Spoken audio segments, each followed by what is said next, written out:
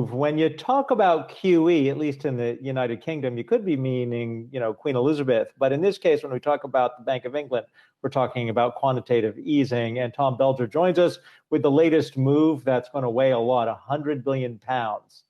Bring us up to speed. Yeah, broadly as expected from the central bank today. It's worth saying, firstly, they left rates unchanged at 0.1% after two recent rate cuts.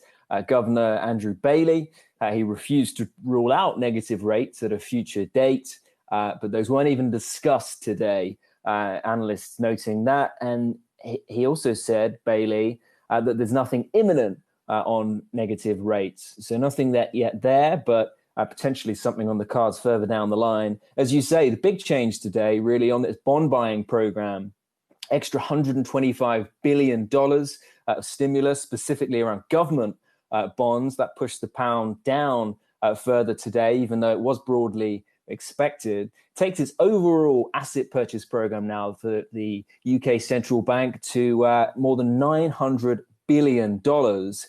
And the other interesting thing to note is they've slowed down the pace of support, though, despite raising the total amount. The plan is to spread it out until the end of the year. And that seems to reflect their view that the GDP even in Q2 isn't going to be quite as crippling as they previously thought. They've been encouraged by the signs so far from consumer spending, services activity as the lockdowns eased.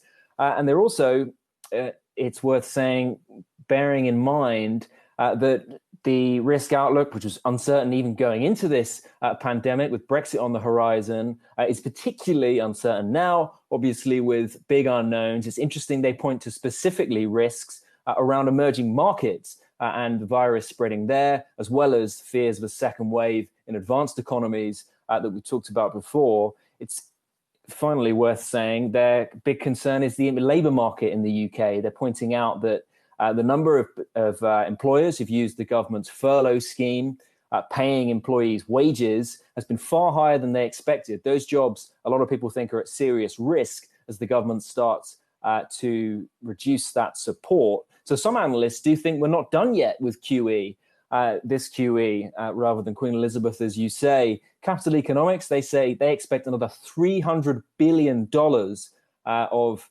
QE later down the line. And they also say that, this life support we've seen for many years could potentially continue significantly into the future. I'll leave it there.